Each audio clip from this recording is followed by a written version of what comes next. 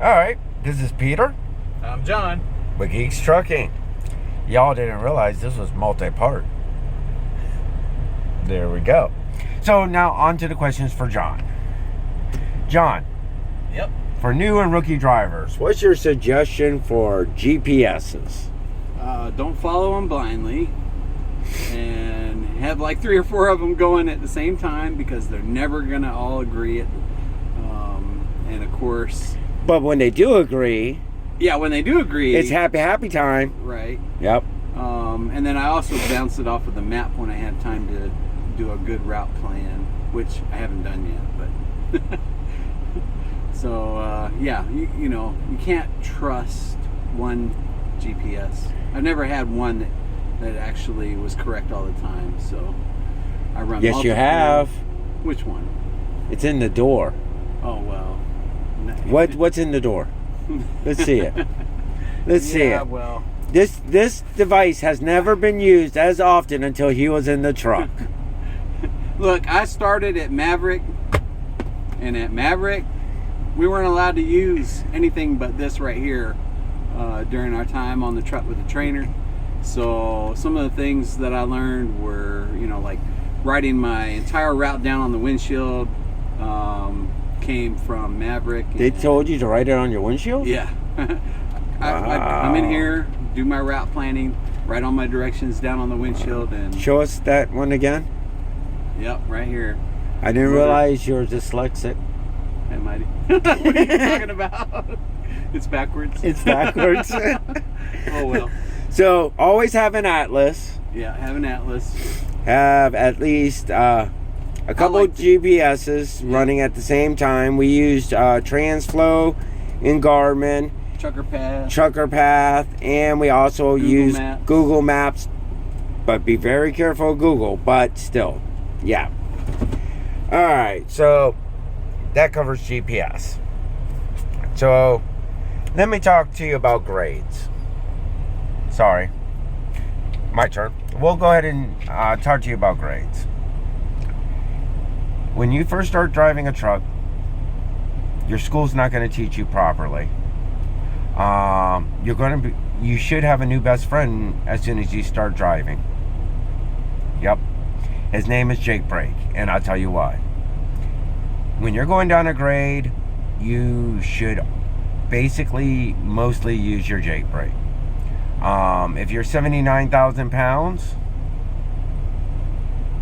sorry, I got a notification. When you're 79,000 pounds and you're going down a 7% grade, you will still accelerate, you'll still speed up.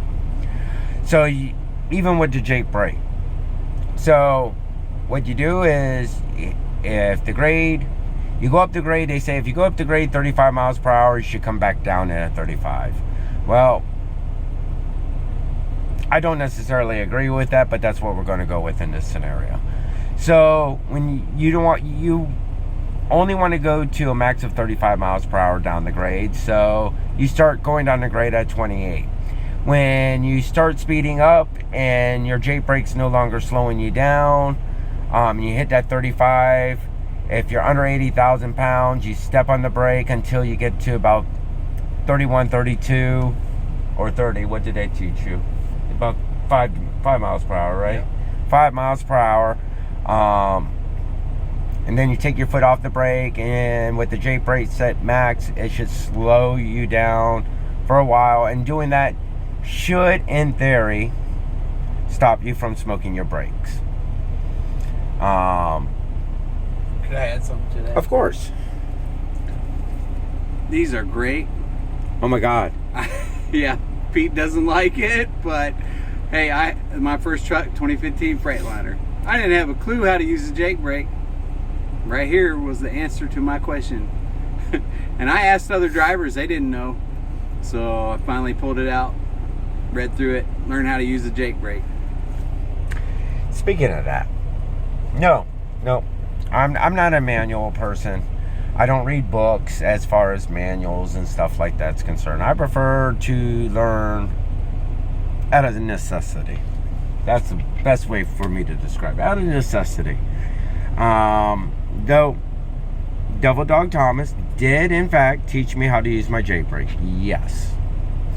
That's because my second load ever with him, total truck weight was 100,000 pounds going down Donner. Second time I was behind a truck outside of school. So that's a whole different story, a whole different thing later on. I'll tell you maybe.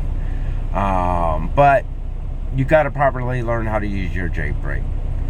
Stepping on your brake the whole way down, constantly stepping on them, hard jabbing them, lightly touching them, you're going to smoke your brakes, and yeah, you'll go down there, and you just better hope that there's an emergency ramp. Because if you get in an accident, it's your fault. If you kill someone, it could be manslaughter, so be careful. Let's see. Here's one, because John uses it more than I do. So, CB radios. Yeah, CBs. What about CBs? Well, I don't run with Should CB. they have them? Oh yeah, you need to have a CB. Most of the time I don't have it on, I'm going to tell you right now, because a lot of it's just trash talk or guys just chatting with coworkers or whatever. But in times when there's traffic backups, bad weather, I always have it on, listening, hearing what's going on ahead, getting advice about which lanes to get in, what the obstruction or the problem is up ahead, etc. But they're very handy, and of course we haven't used them yet because we haven't had a load that required pilot cars. But when we do, we'll need to be able to communicate with the pilot cars, and they'll need to be able to talk to us. So yeah, I definitely would recommend having a CB, even if you don't talk on it much. At least have it on so you can hear what's going on. All right, that, and yes, I do have a CB. We do have a CB in the truck. I hardly ever turn it on personally myself. I'm an instigator. I like causing fights. And having a CB is a real easy way to start a fight. Especially if you're sitting in a truck stop, a pretty big one in the middle of the heartland, and you're surrounded by, I don't know, 50 Trump supporters.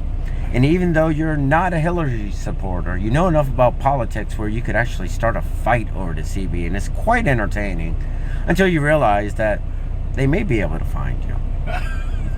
So I leave my CB off now, unless I really, really have to use it. So CB is a must for multiple reasons. You break down, your cell phone's dead, your truck won't turn on, batteries are fried, whatever.